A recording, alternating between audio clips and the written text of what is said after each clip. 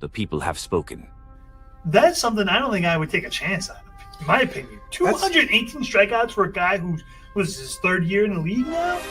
That's a lot of strikeouts. And they're here to deliver. He wants to be on a competitor, period. Bringing you the facts. Jose Abreu's trash. Man, I fell for that hard. While keeping you up to date. Man, like what a question mark that is. After you leave Cole, you get him out of the game, and all of a sudden you don't know what you're going to get on the other side. On all fantasy baseball news. This guy's a slouch, man. He's just a potential. He's a slug. Dark horse winner of a Cy Young candidate. Welcome to Bourbon N Ball. Averaged like 160 strikeouts prior to his breakout year. I wouldn't even call that a breakout year. I would call that a career year because I don't think he'll have another year. We're going to talk about a lot more baseball. This is just the beginning, guys. That's right. I call a bartender. So look, man, come down here. He got down there. So what you want? One bourbon, one scotch, one beer. All right, guys, that's it. This is Bourbon N Ball. Hold on 1 second. I got to set up our stream. I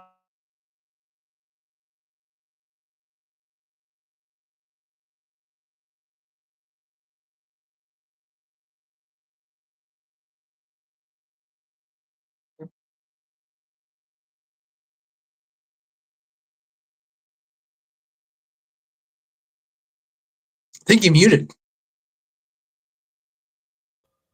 All right, you got me now? Got you now.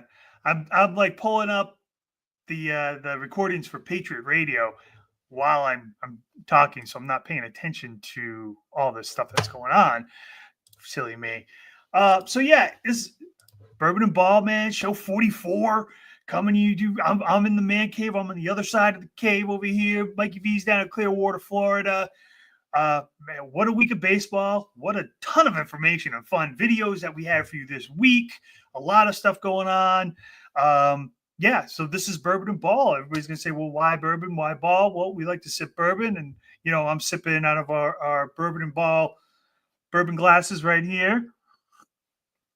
And I hope whoever's watching has a nice little cocktail or something for themselves.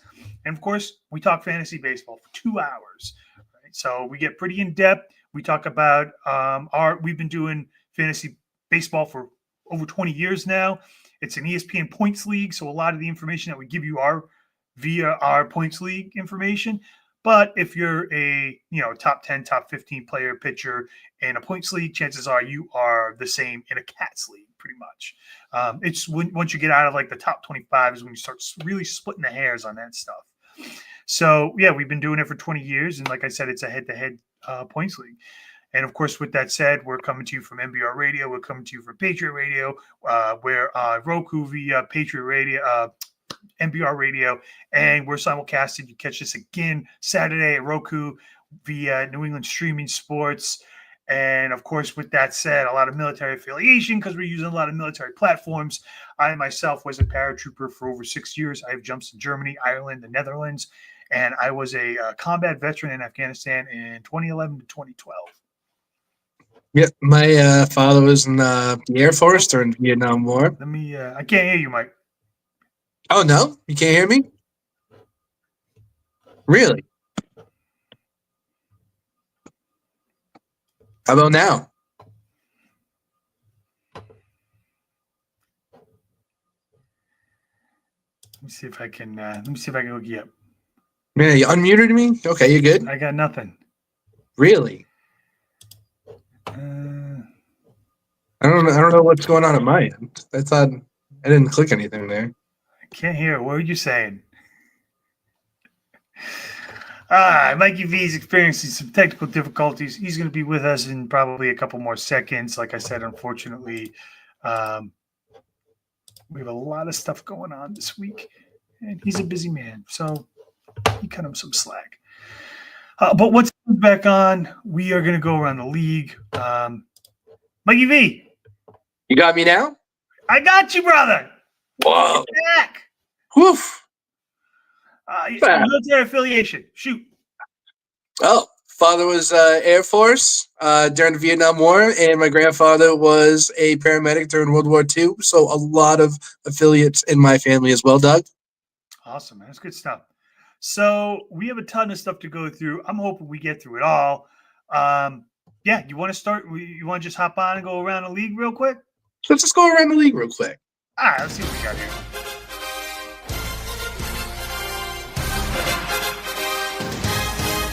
All right. Man, where to lead off? First and foremost, let's talk about Diamondbacks third baseman, Eugenio Suarez, as they pronounce it. So last Saturday, he, against the Braves, became just the 19th player in MLB history to do this.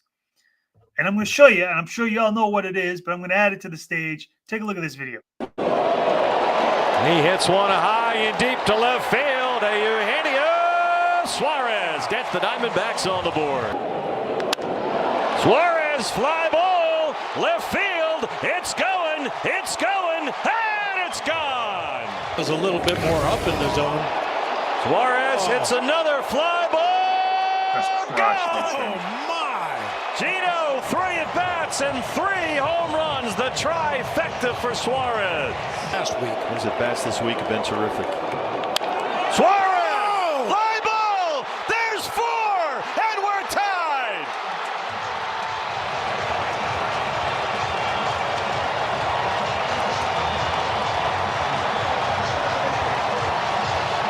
There have been 19 four-homer games in Major League history, the last 2 by the Arizona Diamondbacks. Man, what a game for him. Unfortunately, something tells me that he was probably not on a ton of rosters, right? Because this is what he does. And just to mention, 3 of those home runs were off of Grant Holmes, who is probably not going to last that much longer in that rotation. He's going against the Dodgers. He did have a pretty good first and second inning. They were clean, but I think he had a couple runners on the top of the third. So I'll keep a track on that. But, I mean, this is the type of player Eugenio Suarez is, right? I mean, you look at the year, he's hitting 202. He's got 10 home runs. He's got 20 ribbies, 17 runs, 1 stolen base, and he's got 30 strikeouts, right? He's got 83 total points, so he's giving you 3.1 a start. But he kills you for a few weeks, and then this, right? He goes on a binge to begin the season with 5 home runs in 4 games. Hits 4 now, so that's 9. So he's got 10 home runs. He hit you 9 home runs in 2 weeks. So the last, 2.5 weeks before he hit these 4 home runs, he was hitting under 200, right? 187, almost 150. Horrible. And that's just the type of player he is. You're going to live and you're going to die with Eugenio Suarez, without a doubt. Yeah, look, he's a Major League Baseball player, no doubt. Fantasy aside, he's not a 4A player, he's not a AAA player. He's a true Major League Baseball player. That's why he got the contract he did when he got it. From a fantasy perspective, though, category league, he does check some boxes there. So there's power, there's some RBIs. But like you said, mostly in point leagues, he can kill you for 2 or 3 weeks, and then he can win you a week. But really, those aren't the guys that you want to consistently have in your lineups. But at the same time, though, it's risky out there at third base at times. So you're going to have to take a risk with some people. I mean, with an Arizona Diamondback lineup the way they have it right now, that's a guy I would want to take a risk on if I really needed a third baseman, maybe a Josh Young, right? But, yeah, it's a cool feat. 4 home runs. Not a lot of people do that, right? That's pretty dope. That's special. And like you said, it's a lineup that's getting better. Kento Marte, back from the IL today, he was 1 for 1. Right away, he got a hit his first at-bat. Love to hear it. The only thing, again, like they have him batting leadoff, right? Corbin Carroll's second. Yep. The lineup is very odd, like the way they set that up. I don't particularly like it. I like a set lineup. I say, these are you guys. I understand moving and mixing a couple people, but, I think the top of your order is the top of your order. So I don't necessarily agree with that. I think now they moved Eugenio Suarez up. He's batting like 3rd or 4th. And then you got Josh Naylor batting after him. So Naylor's really got no protection in that lineup. It's tough. I mean, they're still 17-14. They're 3 games above. They're in the talk. They're in the hunt. It's very competitive, NL West. It'll be interesting to see what happens. Gallen looked good against the Mets. Yeah, saw that. Looked So, great. that's what you want to see. I don't know what to expect from them. I mean, I know what to expect from Eugenio Suarez. Probably around 240 at the end of the year, maybe 220. All right, 30 home runs. Yeah. Um, Yep. Yeah, maybe 2.6, 2.5, maybe less. I don't. He's already got 30 strikeouts. 30 I strikeouts think a month. that's 30. I was thinking the same thing when you said that. That's at least a strikeout per game. But if you're getting 30 home runs, though, that's pretty good from a guy that really is going to strike out a lot. He's going to at least get some of that rebound back. But like you said earlier, he doesn't steal a lot of bases, so there's not a lot of opportunity to get that rebound points back. So it's just kind of tough. It's tough with him. You want guys to succeed. I say that every week. I try not to be such a knock, but you got to call a spade a spade. I totally agree. All right, let's move on. Let's do the Yankees. There's a lot of stuff going on with the Yankees, as you know, right? Their closer, Devin Williams, he's been taking out a closer role after getting, he was 0-2, an 11.25 ERA. He did have 4 saves, but he gave you in a points league 6.84 points on the year. 6 points on the year. That's not good. It's tough, and honestly, it's kind of getting worse for them. I mean, their bullpen isn't as good as they thought it would be. You're drafting a guy who you thought would be a top 5 closer, who's not even a top 50 closer, I think. And now they're making moves, and Stanton is going to go they moved him to the 60-day IL. So it tells me he's not going to be ready till who knows, right? I mean, they talked about maybe halfway through the year. Then they talk about maybe the whole year he might be out. So that's all up in the air on top of that. But there have been some good parts to that team, right? Aaron Judge, Max Fried were named AL pitcher and AL player of the month for April. And let's just give some positivity for the Yankees. They were the first MLB team to hit 3 consecutive home runs to start a game off in the year. And they did it twice. So the first team to do it twice to start a game. Three hitters, 3 home runs, back to back to back, twice so far, and it's a month in, right? I got that clip for you. Let me play that because I just love watching home runs. This is, I want to say, this was Tuesday. This was against Kyle Gibson, who has fallen, and this just goes to show you how much the Orioles have sank to start a guy like Gibson, in my opinion. But here's the video. High fly ball, right field and deep. Laureano turns, looks, see ya, he's done it again. Red hot Trent Grisham gives the Yankees a run. Anger. High fly ball, right field. Laureano back, track, wall, see ya. Yankees open up with back-to-back blasts. They lead 2-0.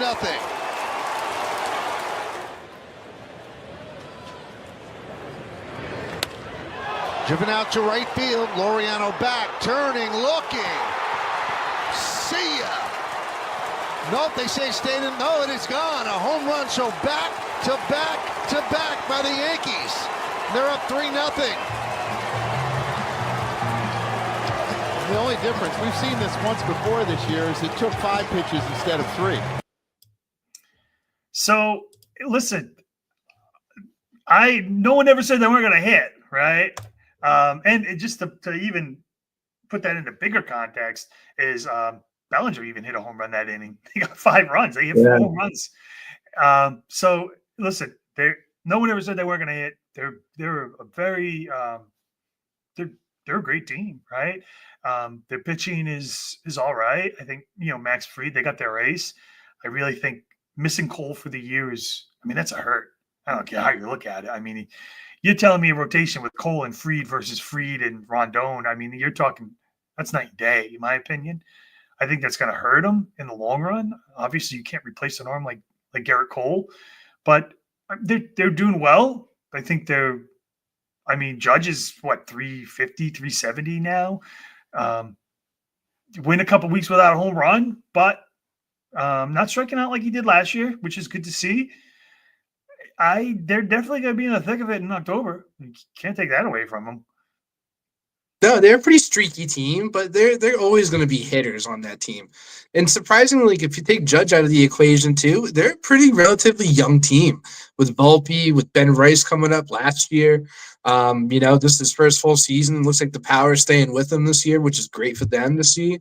Even talk about Goldschmidt, even for a little bit. He's hitting for average. The power's not there, obviously, but he's still hitting for average for him for sure. He's, I think, still 370s, 380. It might be down a little more. It might be like 350 now. Yeah, he probably dipped a little bit there, but he still had, I think, about 12 ribbies or so. He's still contributing. So that whole lineup up and down is very, very good. And they're also just kind of still learning, too, as they're going. Back to your first point, though, with Devin Williams, we talked about the closers last week, and that's just become a theme a little bit with what's going on. And, and shame on us. Last week, we didn't even mention the good closer, Mason Miller. I mean, that guy's been nailed this year. He deserves. Got another win yesterday too. He deserves the tip of the cap, because that guy he's a stud, and there's a lot of guys this year that are not studs. So it's just tough when you find them now, it seems, because even in free agency, in fantasy, I don't see guys sticking out like thorns that are just crushing it in the bullpen. I feel like everyone's kind of getting knocked around a little bit this year. I feel like there's a little bit of a shortage in closers, and if you have points in the setup, I feel like you're almost more successful doing that over a closer at times, just because sometimes they're just more nails in those type of situations in the 7th or 8th inning. So yeah, again, Devin Williams, it's a shame. It sucks. That was a big trade. That was a big acquisition for him. Not really working out right now. Hopefully he figures it out. It's very early in the season. But yeah, like you said about the rotation's going to be pretty good. Fried's killing it right now.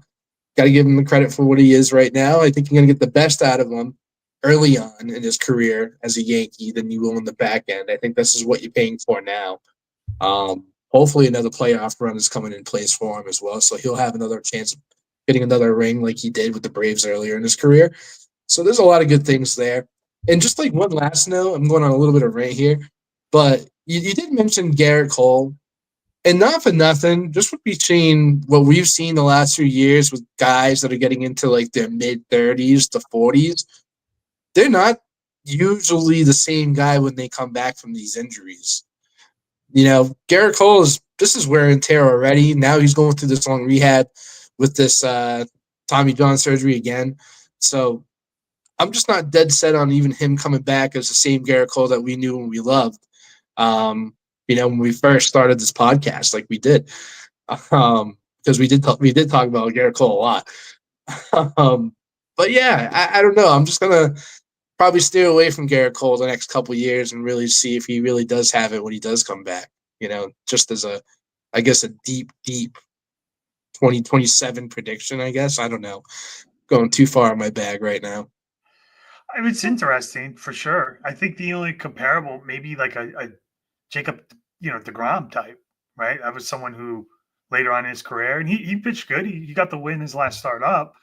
I think the only difference is, though, if you look at innings on the arm, DeGrom has been hurt so much that he doesn't have the innings that a Garrett Cole does, because Garrett Cole wasn't hurt as much as him, and Garrett Cole went out there and gave you almost 200 innings and 200 strikeouts for like 5 years in a row, right? Yeah.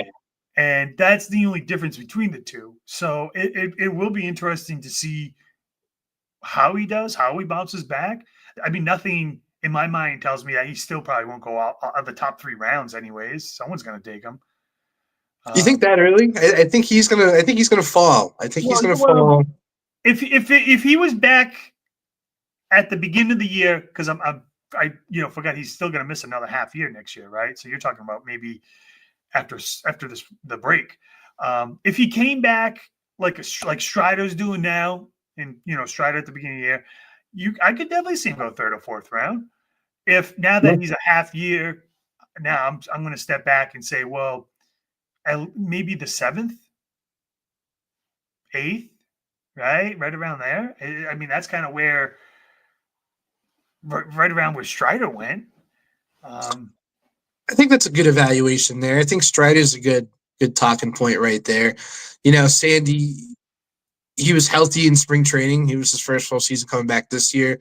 He fell in a lot of drafts, and then like right before drafts, he kind of climbed up a little bit because he was looking good. But I think Garrett Cole is in just a different tier. So, like you said, I think maybe like fifth round. You know, like you said, the Grom, the Grom was kind of high on draft boards this year too. People had kind of a high ceiling for him, I think, or expectations at least. They're paying off. He's paying off. Yeah. Because he's going 6 or 7.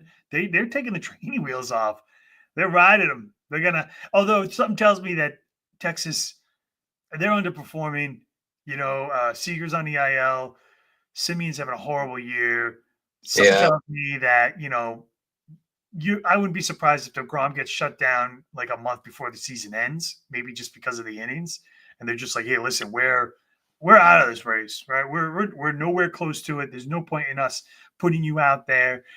So I could definitely see them shutting DeGrom down early, just because it's a very underperforming year for them. Although I will say Nate Eovaldi we're going to talk about him later on. He has been a diamond in the rough for them. I want to say, they had signed even before the extension, like he still went out there and he got an IL stint here or there, but he still, to me, overproduced his contract, overperformed his contract. I think he could be worth a lot more. And we'll look at his numbers for this year, but even last year, he still finished a top 25, top 30, fantasy pitcher. The strikeouts are there, the velocity's there. So that to me tells me, if they can keep those two guys, and I know Eovaldi will be back. I'm not sure if DeGrom has another year left on his contract, but if you bring those two guys back and maybe lock up something at the end of that rotation, that offense though is going to need a revamp. That's the thorn.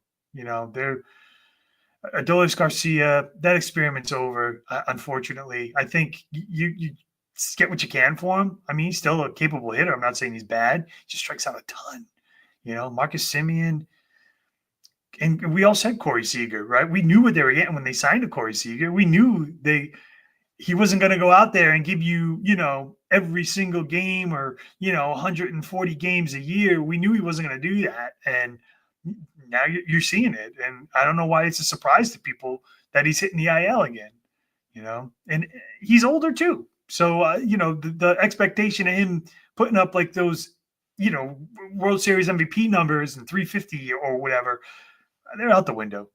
Totally. No, they're going to have to make a decision, I think, because their team is aging out a little bit. DeGrom, I just looked up, he does have a contract, club option all the way through 2028. So he's got this year, he's got next year. He just signed that deal. It's a 5-year deal. So he's going to be sticking around for a little bit. Let me pull up Corey Seager's contract here. This is a 10-year contract that Corey Seager is on. Yeah, I know they have him for a while. So he's on the club until 2032. So he's there for forever too. So they committed. They're all in is what we were talking about here. So that's interesting because now if you look at these contracts and if they're all in on Seager, they got DeGrom for 5 years. They're kind of creating this little pocket right now. So they're going to be in, I think, talks in free agency this coming year when it comes to big name free agents, because I think they got a lot of holes that they need to fix, and they have a lot of commitment to the team already at this point. So they're going to go, and like you said about Nate Eovaldi too, what a hoss. He's just a hoss. He is a great pitcher. He is one of those guys that he's probably not going to make Hall of Fame, but he should be talked about more. He's going to be like my Derek Lee category and my Maglia Ordonez category. Because those guys had their moments in their careers where they were like one of the best pitchers or hitters in the league. And I think Nate Eovaldi's done enough in his career, I think, to prove that. So. Yeah, he should be highlighted a little bit more. I'm glad we're going to talk about him later. Yeah, for sure. I have him on in our Bourbon League, and he's been lights out. He's been nails. Bourbon League. My team is atrocious, by the way. I'm taking a look at it earlier, and I might have to make some moves. So Hey, call me up. I'm gonna put that out there. 4 wins in a row this week. It's gonna be tough. I think we got the same amount of pitchers. I think I'm down by like 10, so it's gonna be tough. Yeah. But all right, let's move on. And this is more of just what we've seen. This is what I've seen, anyways. Blue Jays outfielder Dalton Varsho, right? We all remember him. He was a big prospect catcher, came up. Actually, wasn't pretty bad. Wasn't too bad. Maybe 3 years ago, had a really good year. He went from the catcher to an outfielder now, and he played the Red Sox on Tuesday. And he's been swinging a hot bat, by the way. I think he's hit like two or three home runs this week. So something to look at. Might be a guy you want to add, just as a flyer or somebody to fill in the outfield, or just maybe see who they play and start them based off matchups. Somebody to look at. But he made this play, and it makes me laugh because people say it's the play of the year. People say it's not the play of the year because he did it to himself. So let me show you the video and take a look. He is the engine of this team. High fly ball center field. Varsho's back. He falls down. Oh my goodness! Did he just do that? Are you kidding me? He made the catch after falling down behind his back. Wow. A circus catch if you have ever seen one. Oh my God. That was ridiculous. Just the pure concentration. Oh my goodness. I mean, he hits and barrel rolls, somehow keeps his eye on this. Watch this. First off, I thought this was getting out of the ballpark. Loses his footing. How does he keep his eye on that ball and still make the backhand catch? That was unbelievable. You must be joking. Man, what a catch. What a catch. I mean, obviously you can say, well, he did it to himself. It should have just been a routine ball. But the theatrics in it, I think obviously it was probably one of the best defensive plays so far this year. I just think, I want to say that might have been Loomer Looney that was on the side of that. But he would, I think he was absolutely right. The guy falls down, trips over his own 2 feet, rolls over, still manages to catch the ball backhanded behind him. It's a great play. That's a great play. Play of the year so far, 100%. That's just what else can you say about it? You had to relocate the ball again, try to catch it.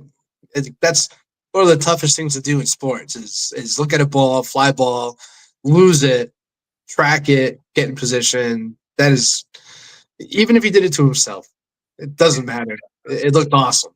So, Play of the year. Awesome. Well, I'm glad we both agree on that one. The next one, I don't think we will agree on too much. Oh, no. Astros starting pitcher Lance McCullers Jr. He's making his return to the mound. He's starting Sunday. This is going to be his first start since 2022. This is 3 years in the making. Has a really good year, career numbers. He's 49-32. He's got a 3.4 ERA, 7 seasons, all with Houston. But here's the thing. What's your expectation? What's your reaction? Because I know what mine are, but I'd love to hear what yours are because you're a Lance guy. You've been a Lance guy since forever, since he came out. Unfortunately, he's been hurt every single year, pretty much every single year. What's your expectations? So I'm going to take a step back here, and instead of thinking from a fantasy perspective, I'm going to ask the question that you just asked to the Houston Astros and be like, what do I expect from Lance McCullers this year? And I expect him to eat some innings up for him, but really just not going to push it. He's not going to push it at all this year. I think he's going to go, his first outing is probably going to be about 5 innings. Now, he is getting stretched out. I was following some of his rehabs. He's throwing 70 to 80 pitches in these games. So he is geared up to go the distance if he wants to. And I don't know, at this point, you can't bank on a guy coming back from a surgery like that, coming back to the major leagues and just being like a top 20 pitcher. That's just not realistic. That's just not really what you're looking for. So now kick it back to fantasy after saying all that. It's a guy that's definitely rosterable, but you're just not going to play him every single week. I think you're going to have to let him obviously air out first. You're going to have to see some starts. You're going to see if he's going to stay healthy first. There's a lot of question marks there. Now, I think we've learned our lesson this year already with pitchers that are coming back from injuries, and it's all unfolding. And we're going to talk about it more in the Hurt Locker. I'm going to hate this Hurt Locker segment because I know I got guys in there, especially one that's in the Bourbon League that obviously we've talked about multiple times on this show. But going back to the original point, though, is just like these guys you can't bank on being a top performer moving forward. You know, a guy like Grayson Rodriguez too coming back. I know he's young, but it's just like, man, you can't expect him to just go out there and just whip it right away. For the people that are holding on to him right now. Same thing with Shane Bieber. It's like, you know, the Biebs, we love the Biebs, but at the same time, though, it's like you got to temper your expectations with some of these guys. Again, they're going to come back later in the season and they're going to eat your innings. That's what they want. So going back to Lance, I think he's just going to be a little innings eater. Is he going to go 6 or 7 some of these games? Yeah, definitely. I think he will if he stays healthy. But in the beginning, you just got to let him air out first. A couple starts here and there. That's my expectation. I'm going through a lot of injuries right now, though, with my team. So I'm not going to probably go out and get a guy that is already injury prone and roster him along with my other injury guys already.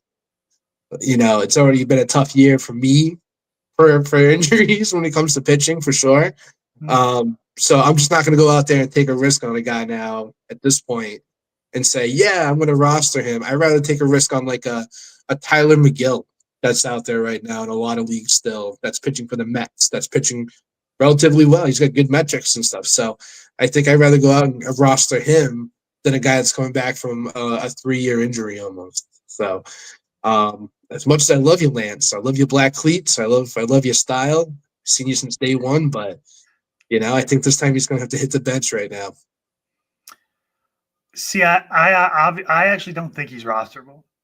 I wouldn't pick him up. You know, and you nailed it though. You were right. You were like, well, how many pitchers have come back from these long IL stints that you're expecting to give you wins and just kind of hop back on the saddle, but they haven't done that, right? Shane McCullaghan from Tampa Bay, he hasn't even gotten a chance to play yet. He got hurt during spring training, right? And he looked amazing during spring training. Sandy Alcantara, another one, right? He actually he came out and he had really good like two or three starts, but he's been getting whacked pretty hard the last couple. You know, Walker Buehler, he got whacked his first start, turned the ship around, but now he's back on the IL, right? So it's like it's almost like what we always say about strikeouts, right? You can't have 3 or 4 or 5 guys that you know will give you 150 plus strikeouts a year, right? You can't have a team has Matt Olson, that has even like a De La Cruz and a J-Rod. Like if you have 3 or 4 of those players, like, yeah, okay, their end numbers might look decent, right? You might get 30 plus home runs from Olson. But fantasy isn't about the season. It's about the week or the day based off of your league, based off of your format. So, yeah, hey, you know what? J-Rod, man, he gave me, 20 plus points this week. Next week, I've seen him give somebody -5 points for an entire week. -5 points for a week. You were better off not playing anybody, But that Austin Riley, like if you have a bunch of those people, yeah, they'll crush. You could be the top performer that week if they all hit. And then the very next week, you could be the lowest because they won't hit, they'll strike out, and they'll drag your entire roster down with them. And I use that metaphor because I believe it's the same with injury-prone pitchers. I don't think you should have a roster with 3 or 4 pitchers that are injury-prone. Like, we don't have to hide it. We all know these guys are injury-prone, right? We know Sandy's been injury-prone, right? He's coming back. We know even I hate to say it, but Strider is injury-prone now. I mean, he got hurt even before the Tommy John. Like, he had a hamstring issue. He was out for like a couple months 2 years ago. Then he comes back, pitches a good start, hurt, hamstring, I think, again, right? It was hamstring or lat, and now he's out. But you can't have rosters like a 4 or 5 of these type of players because they'll kill you. And I think Lance McCullers hasn't really shown me, anything. Maybe like in 2001 or 2020 or 2021 when he first came on, his first or second year, he ended it great. I think he ended up winning 10 or 12 games that year, and because they called him up, pitched amazing, and then everybody started drafting him early, and that's when all those injuries started happening. I don't think I would draft him. I don't think I would take a flyer on him. I wouldn't roster him. You wait and see. Obviously the thing about that is let's wait and see, but then while you're waiting, somebody else is going to scoop them up and maybe they can reap those benefits and you might not.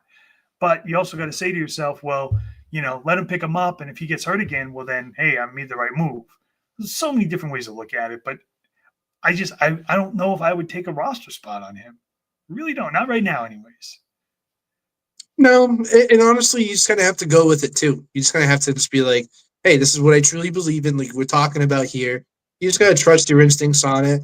And then when that person does pick them up and then they kind of just go south, maybe like we kind of thought, then it's like, hey, look at that. No harm, no foul there. I'm glad I picked up Tyler McGill. You never know. That's kind of the difference sometimes is, oh, man, I just missed out on that guy. Or, well, I missed out on this guy. I'll go get this guy instead. And maybe it works out for you. But, yeah, I mean, depending on the league that you're in, if it's a deeper league, I guess he's, a flyer guy, maybe week-to-week guy. But, yeah, we'll see what happens. And I will say, I know we were talking about Goldie. He just hit a 3-run shot.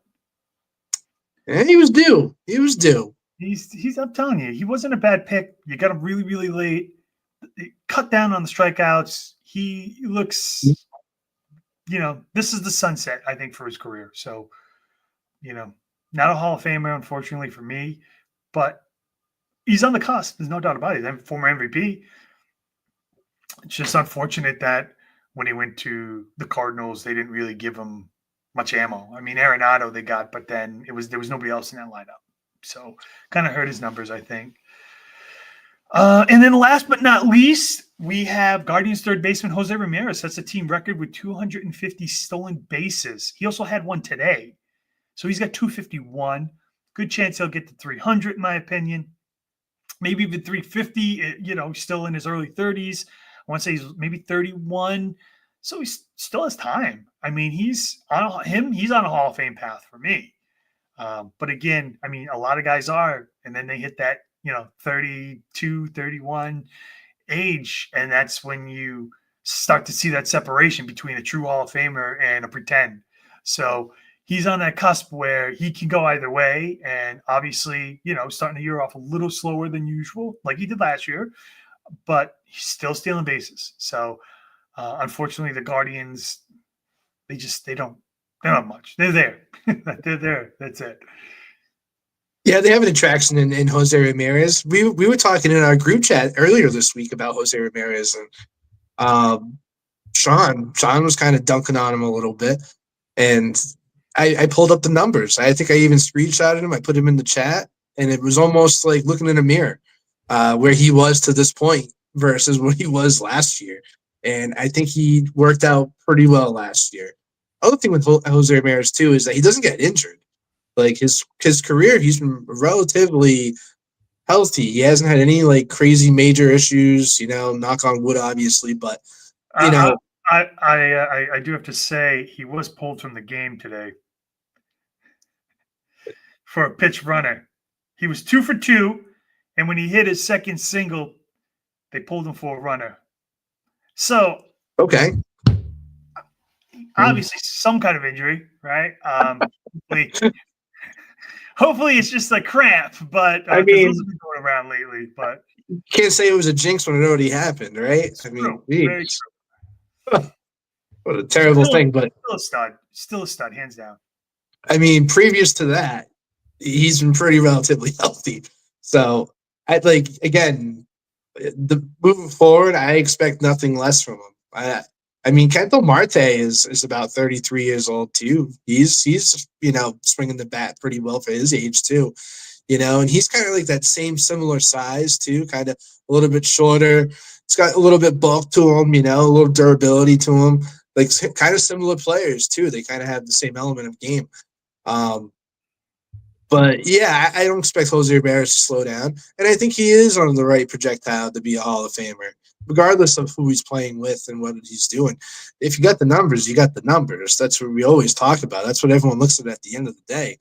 So he is going to probably have the numbers to get there, because in modern day baseball, to have as many stolen bases and home runs as he does, as he's projecting to get to, it's rare company. It's good company to be in.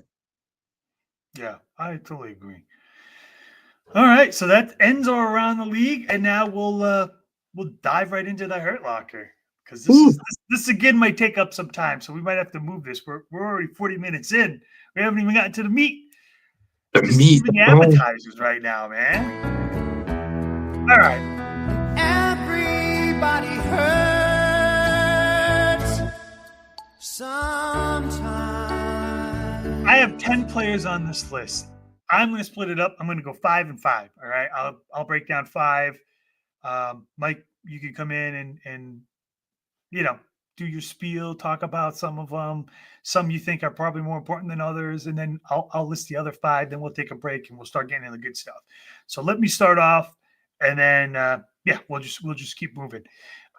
First and foremost, and I did make this list yesterday, but I did update it. So I did add the updates to them, because a lot of these people were day to day, and a lot of the tests came back today, and most of them, I think all of them hit the IL for the most part. Some of them are tough. Here's one: Diamondbacks relief pitcher Justin Martinez. He was day to day with a shoulder issue. His fastball, which sat at 100.4 miles an hour from opening day to April 23rd, dropped to 92.7 on Sunday. Then it dropped to 93.5 on Wednesday. It doesn't sound good, whatever the issue is. So fast forward to today, he is on the 15-day IL. He has shoulder inflammation. He's 1-1, 10 innings pitched, 11 strikeouts, 6 walks, 3 saves, 3 holds, 2.7 ERA, 42.9 points, 3.6 to start. I do think it's surprising to see a 2.70 ERA, considering Wednesday against the Mets, he did not record a single out, and that's when they pulled him because of the injury. He gave up 2 walks, a hit, and 2 earned, and his ERA is still a 2.7 on the year. All right, and he was in line to take over that closer's role for them. I think when he comes back, if he can prove he's healthy, they'll probably just give it to him, as they should. Baltimore's second, third baseman Jordan Westburg hit the 10-day IL. He's got a left hamstring strain. They're looking at a mid-May return for him. All right numbers, not what you expect, 217, 4 home runs, 6 ribbies, 12 runs, no stolen bases, 22 strikeouts. It's only giving you 35 points, 1.5 a start. But on the flip side, before he did get hurt, he was hitting 385. He was he had 5 hits and 13 at bats. So in 3 games, looked like maybe he was starting to turn a corner. Unfortunately, he didn't make the turn. Cubs starting pitcher Shota, he's day to day. He's got a leg cramp. His next start was in question. I think they're going to start him. He's going to go out there and make it. Just something to look at. Obviously, they want to keep him in from 6 to 7 innings. But if the issue reoccurs, they might just pull him early.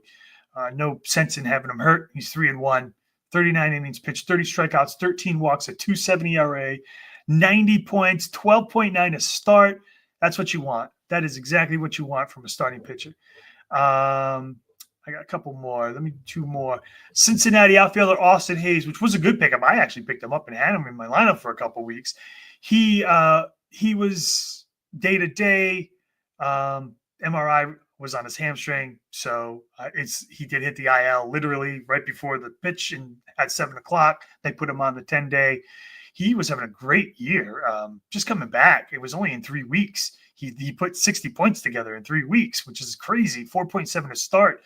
He hit 365. He had 5 home runs, 13 ribbies, 15 runs, a stolen base, 13 strikeouts, and 52 at bats. Not too shabby for him. So I love what Cincinnati's doing. I think it's a great lineup.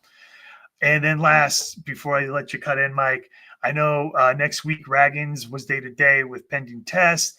It seems it's a groin injury, which will probably cost him his next start. All the information I read seems like early next week he should be good to go, but they're still going to wait to hear. Still don't know what's going on with that. 1-1, 30 innings, 46 strikeouts, 9 walks, a 4.4 ERA, giving you 12.6 to start, 75 points. And then to stay on the Kansas City train, Salvador Perez, the catcher, is day-to-day. He had a hip injury. He was pulled from the lineup yesterday. So I think they're just going to let him sit. It doesn't look like anything too serious, but they'll throw him back in probably, I want to say, the start of maybe Monday. Well, I wouldn't be surprised if they sit him for the weekend, but we'll see. Or they might let him DH Sunday. Who knows?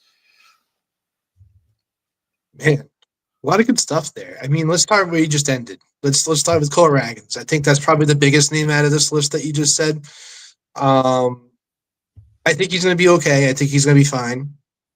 And I think from a fantasy perspective, this is a guy that you can probably buy low right now. Came off an all-star year last year, pretty stellar year. He was kind of the breakout guy last year. People kind of had him pegged already as a sleeper last year to break out because of what he did at the end of the previous year. But he's got like a 4.4 ERA right now. And he's going to be coming back from an injury. He's going to be playing for a pretty good ball club. He's going to be competitive. He's supposed to be their ace. So I think if you have a team that you can trade with and they have Cole Ragans, I think you can get a pretty good deal on him right now just because of the injury. But I feel like that shouldn't spook you from making a deal just because it does sound like he is just going to miss one start, right? It doesn't sound that bad at all. Yeah, the other guy that I want to talk about real quick is Jordan Westburg. Man, this is a guy that was coming back from an injury. We thought he was going to be the dude. He was my dude last year. You know that, Doug. You were high on him, man. He was second, third base eligible. He was hitting the ball really well. He ended up being an all-star last year too. Another guy. What am I looking at here? He had 18 home runs, 63 RBIs. This year so far, he's only got 4 home runs. He's got 6 RBIs. So the RBIs are not coming in right now. Sounds like a lot of solo shots, if you ask me. Sounds like almost probably all of his RBIs probably came from the home run, to be honest. Very good possibility. But yeah, not too hot right now. Obviously going on to the injured list, you probably drafted him in leagues, not low. You probably drafted him where people drafted like Matt McClain, give or take, 2 guys that were coming back that played infield, multiple positions. Honestly, they're both not playing that great. Matt McClain's kind of striking out a ton and doing some things, but you had to pick probably between one of those 2 guys to be maybe a corner fielder or maybe a middle infielder, but yeah, it's just not going to work with him this year. I'd rather just drop him, pick up someone else, take a flyer on someone else. I mean, he's really hot right now, but like a guy like Polanco for Seattle, we're going to talk about him in a second, I know. Yeah, but He's just kind of on a tear right now. I'd rather take a flyer on maybe one of those type of guys. Not him, obviously, he broke out already, but I'd rather go to the free agent pool at this point rather than just have Jordan Westburg on my bench. And then Austin Hayes, tip the cap to Austin, man. What a stud he was going into this week. The injury is unfortunate, but man, I do like what Cincinnati's doing. I know they had a hard time against St. Louis. They had that double hitter Wednesday, and I think they almost got shut out both games. I think it was like 6-0, then it was like 9-1 or something. It wasn't pretty. But when they are on all cylinders, though, they are a really good baseball team. And it's a very long season. We're only a month into this. We do have some stats now that we can kind of backfill and, obviously good talking points for us just to have the show. But now you got the scope of what teams are masked of. What are they going to be relying on? Austin Hayes is one of those guys where right-handed bat, he's going to be facing a lot of left-handed pitching. The way he was swinging the bat, he was going to be playing almost every day, almost at that point. Until the injury, but I mean, man, what a great guy to have on like a daily roster. Even on a weekly team, he's been great. But like on a daily team, to know that Austin Hayes is in your lineup and he's been raking, it's just I think a little nostalgic too because he's been around the block a little bit at this point in his career, and now he's kind of finding a nice little home. Now that he's a little bit older now too, it's just nice to see those guys still hanging around. Former Baltimore Oriole, remember? And that was going to be my point about Westburg and Orioles as a team, right? I mean, we talked about it last week. It's like you talk about like underperforming, right? Not only are they underperforming, but Bad. They didn't sign anybody. They had Nope. Austin Hayes. Santander, obviously he's not producing like he hit 41 home runs last year, but who's to say he'd be having the same numbers if they re-signed him? You know what I mean? No one knows. We can't go down that path because we could come up with what ifs all day. But the point is, they lose 2 bats and they don't re-sign anybody. I don't think it was smart to say, hey, these young guys are ready. That's what they did. They put their balls in the basket and said, hey, we got young guys. Let's just give them every day at bats. I don't think that was the right idea. They were really young. You're talking about 21. You're not 20 years old. Yeah, I get give them a couple at bats here and there, but full-time starts aren't, it's not what to do. And without replacing a big bat, a 41 home run bat, your entire offense is struggling, and you're looking at it. So Gunnar Henderson was a first or second round bat, and he might be outside the top 10 in shortstop right now. I 100% agree with everything you just said. I just think with Baltimore, and I think with a lot of teams too, is that it's the hand you dealt with, right? It's the Baltimore Orioles. They've never went out. They never spent money. They're a small market team. They are really not. They're not even like they're somewhat of a medium, I guess, at this point now because of all the hype in the last few years. But it's really a small market team. So in order for them to be successful, they can't just go out and just sign players and think it's going to work out. And you're right, because they did have Austin Hayes. They did have Anthony Santander. So like they could have, they did make offers, on Santander, I know, but they're not going to spend the money, which is their issue. So they got to bring these kids up to spark something. They got these kids under contract for whatever, 7 or 8 years before they hit free agency. Luckily for the kids, they're, getting their service time in early, so they're going to hit free agency at a younger age, which is good for them in the long run.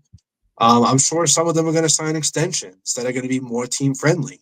But they're all very, very good. And that's something that's interesting too, because we already saw the signings with other minor leaguers going into the majors right away, like a Christian Campbell, for instance. He had no at bats, and he got a $60 million contract right away. I find it interesting that I don't see those big contracts or those type of contracts with Baltimore yet. Now, I think didn't Henderson sign a contract? Yeah. So they got Henderson, but now it's like, okay, now you got Jackson Holiday. That's still very, very young. Not really looking great so far, to be truthful. But he's so young. He's so green still, in my opinion. Even though he's got a lot of at bats in now, so I don't know. I might be talking myself out of Jackson Holiday, But regardless, I was not on Jackson a while ago. You were. But there's other guys in that organization, like that outfielder Heidick. I forget how you say his name, but he's a really young, powerful, talented kid. He's supposed to be. He was the one that almost got in the fight with the Yankees this week, slid in the second base there, and I forget what his. I don't know how to say his name. Yeah. Yeah. So he's supposed to be one of their top prospects going into last year, and he got called up, got some at bats. Now he's getting some full-time at bats. I mean, they got so many young guys that they should probably lock up sooner than later, so that way, they can actually build towards something. And then when they do need to get that one guy, they can go out and get him. And they just had Corbin Burns too. If they had the guy in their organization, I think Corbin Burns signed for $240 million. Is that out of Baltimore's pocket? I mean, it's expensive, but imagine having a guy that's a staple that is, top 5 pitcher in the league.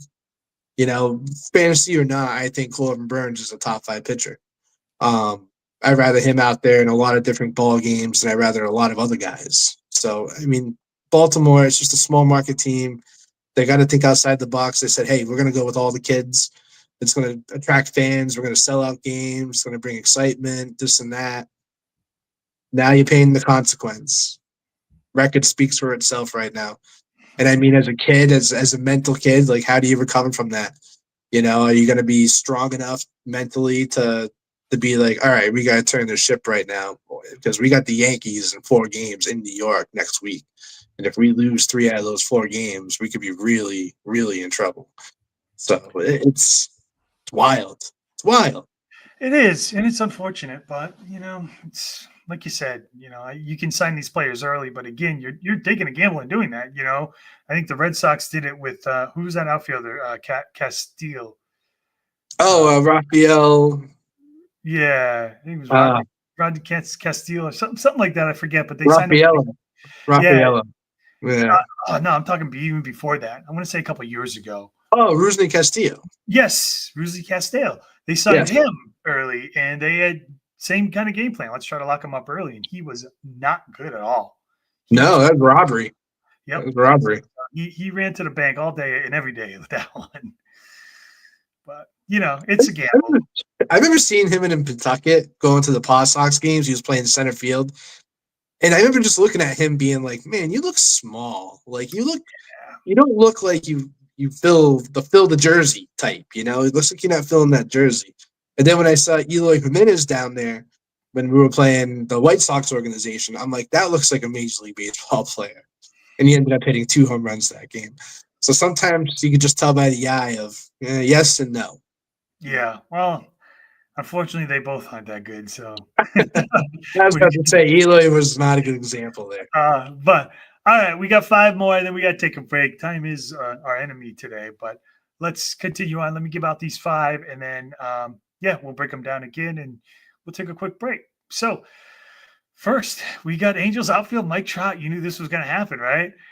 He was removed from Wednesday's game. He's got left knee soreness. It probably could have been because he hasn't played that many games in a long time, so it probably was his knee was sore. Turned out being a bone bruise on his knee. He is on the IL.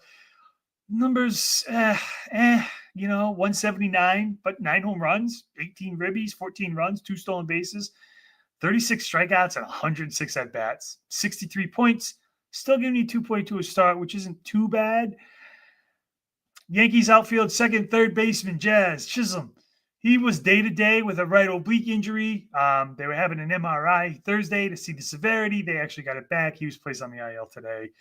He was batting 181, 7 home runs, 17 ribbies, 17 runs, 6 stolen bases, 39 strikeouts, and 105 at-bats. Same points as Trout, 63 points, 2.1 a start. I think the difference was Jazz went a lot earlier than Trout. So, take it for what it's worth. Seattle starting pitcher Logan Gilbert hit the 15-day IL. He's got a grade 1 right elbow flexor strain. He could be out 3 to 4 weeks. They're going to shut him down for 2 weeks. Then they're going to reevaluate where he is, how he feels.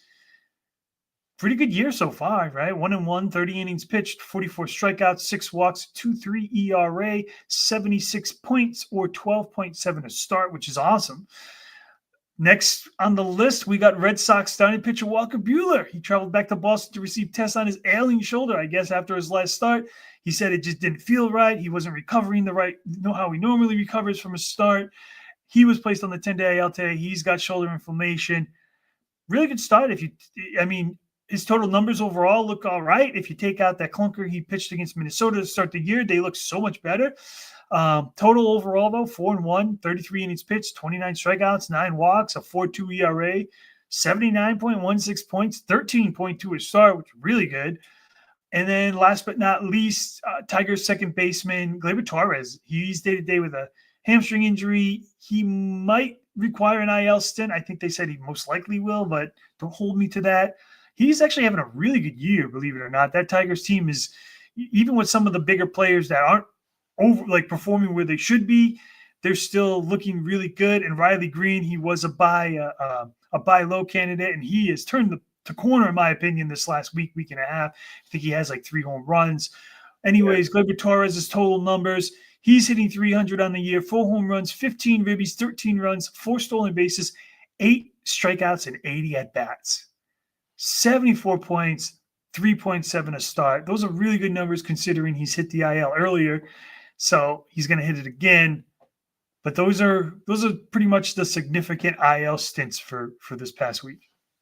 Yeah, it sucks for Glebe just because, like you said, he was having a good year. New home, good ballpark for him. Just a lot of open space in those gaps in that Detroit Tigers stadium, and everyone. That lineup's so fun too because they move a lot of guys around too. They got Javi Baez playing center field, and he robbed the home run I think last night. I think that was something. So that was pretty cool. But I mean, going back to Gleber though, obviously kind of a blow. Second base is really tough to fill. If you don't have a second baseman, it's just kind of tough to find one out there in free agency, like we were talking about earlier. So yeah, it kind of just sucks for Gleber and Detroit and fantasy owners, I guess. But going back to Walker Buehler though, man, that sucks. He was just turning a corner too, Yeah, right? He was looking good, and that's not us saying from fantasy. It's from a Red Sox perspective. Man, he was actually looking like it was going to work out for a second there.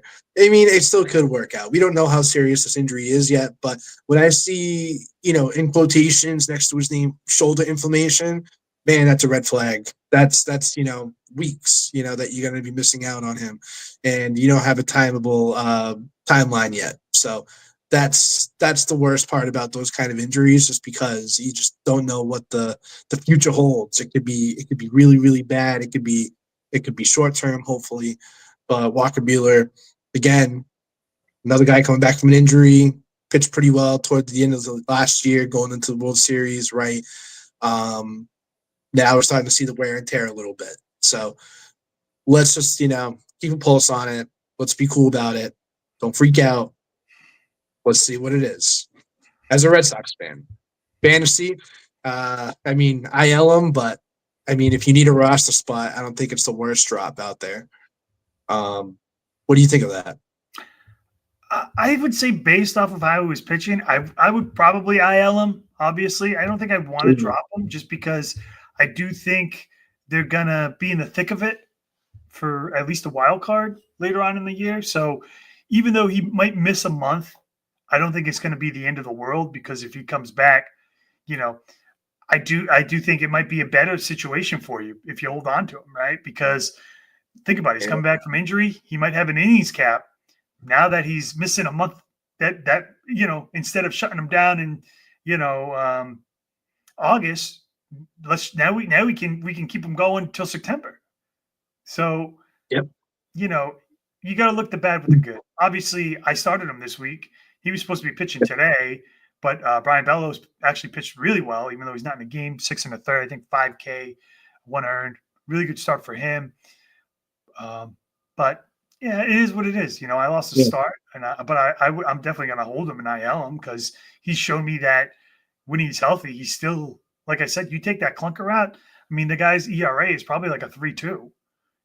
So it's not horrible. I think, what did he give up, 4 or 5 runs that Minnesota start, his first start? So I don't see him. I don't know. I don't see it as a bad thing, really. I really don't. Yeah. Yeah. We'll see if he comes back. Hopefully sooner than later.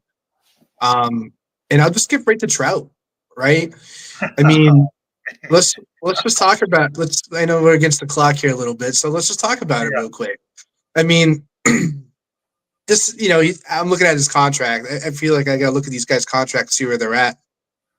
He's about to rob the Angels. He's got his contract till 2031. He's getting paid $37 million, looks like annually or a year. So it's going to be a very, very, long 6 years if he continues to get hurt and just questionable as he's been the last, 3 years or so here. Look, he just doesn't play for a good baseball team. I feel like, as a person, I'd probably be beaten up a little bit. He's older, he's wiser, he's a leader, and he's never gonna, show his true. Not that he's a bad person or anything like that. That's not what I'm saying, but like he's not gonna go out there and talk to the media, and he's not gonna talk trash about, the Angels and their teammates. That's just not his character or anything. And that being said, I just think he needs to just leave Anaheim. He needs to go somewhere else, and he just needs to just the DH. He just doesn't need to play the field anymore. I mean, same thing last year when he got hurt. He had power last year. We saw it early on, But then you looked at his RBIs, and they were very minimal because there's nobody on base. There's no one ahead of him to get on there and start a rally. There's no consistency over there in Anaheim, I feel, at all. There's nothing that's getting the wagon going. We talk about these powerhouse teams. We talk about the Dodgers. We talk about, we throw Arizona in there right now, even like the vintage Braves teams, you had guys just like gearing up. Didn't matter if they were batting 8th, 9th, 2nd, 3rd, 5th, 6th. You had someone that can just start the rally. They don't have anyone over there in Anaheim that can start the rally. And he's a guy that would be a perfect fit. Imagine a Mike Trout in like a New York Mets uniform, DHing for them, right-handed bat. I mean, and he would have Soto ahead of him, or he would have, Lindor around him somewhere in that lineup. He would have Alonso somewhere in that lineup. He would thrive in, I feel like, in an atmosphere like that too. But I think he's just so dull now in Anaheim. There's nothing going on. He doesn't have anything he's playing for. I mean, these injuries, I feel like he's just going to milk it. He might as well. So the injury, it could be minor. I know it's just a bruise. He'll probably be back like in a week or so. It could be a minimal stint. But it's just frustrating because every year you have this hope that Mike Trout's going to be coming back and, be somewhat healthy. And even when you drafted him this year, you had expectations lower than you had in previous years. So, I mean, should I be surprised? No. Am I? A little bit, because he was hitting 9 home runs, 18 RBIs in a categories league. That's pretty decent.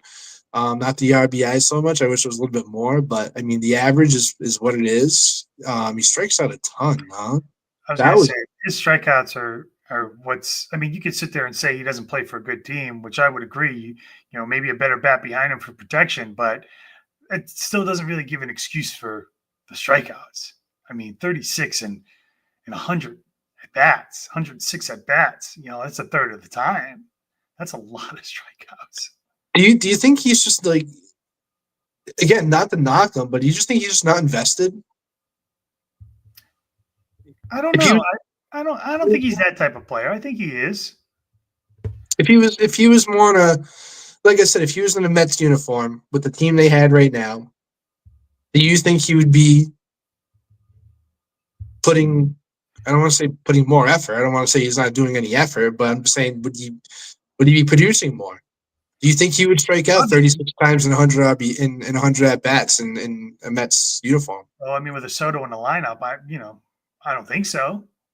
But he's not in the Mets lineup. You know what I mean? It's tough to say what his numbers would be. I couldn't tell you. He strikes me as someone that might be like a JD Martinez, hopefully toward the end of his career. Like he might be that type of guy now.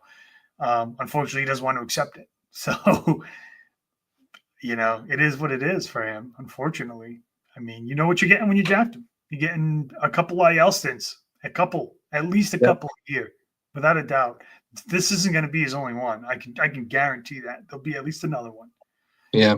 I don't know what it will be. I don't know. But I totally agree, though. He needs to DH. Get out of the you need to limit yourself. Your body, you're old, man. Your body is just starting to break down, man. Why don't you try to limit yourself? Make the switch. I mean, Bryce Harper at least went to first. Do something similar. Get off the field. Get off the field.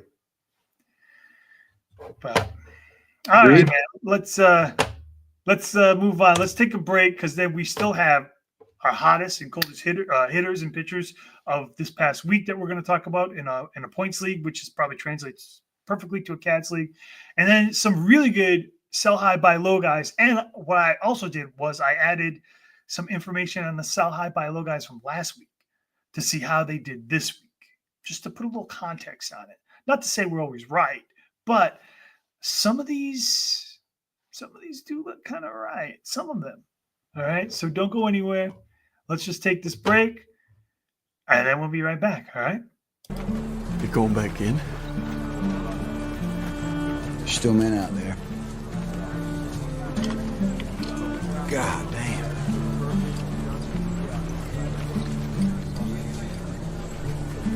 When I go home, people ask me, hey, Hoot, Why do you do it, man? Why? Just some kind of war junkie? I won't say a goddamn word. Why? They won't understand. They won't understand why we do it. They won't understand it's about the men next to you. And that's it. That's all it is. Find us on the web at mbradio.us. I want to make it clear that the views expressed by our hosts are not considered the official stance of MBR Views. Remember, this is all about having fun and enjoying the... And now the guys you just love to hate. Trash. It is garbage. Man. It's a dumpster fire, man. It's a man. Come on. It's not. Doug and Mike are back with more Bourbon and Ball. All right, let's just jump into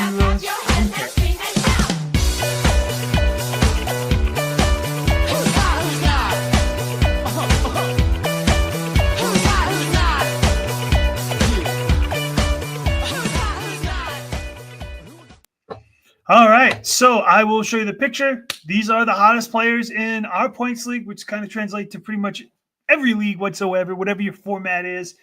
There are 2 hitters and 2 pitchers. And without further ado, here they are. So let me go over the hitters. We'll talk about them, and then we'll do the pitchers separately. How's that sound? I love it. So you already talked about it. Mariners second baseman, DH, Jorge Polanco. He's batting .500. He hit you 5 home runs, 12 RBI, 6 runs, no stolen bases, 1 strikeout. He gave you 44 points, 8.8 last week, and he's only 63.8% owned, right? But, and this is why I always say, he pretty much doubled his yearly stats in a week.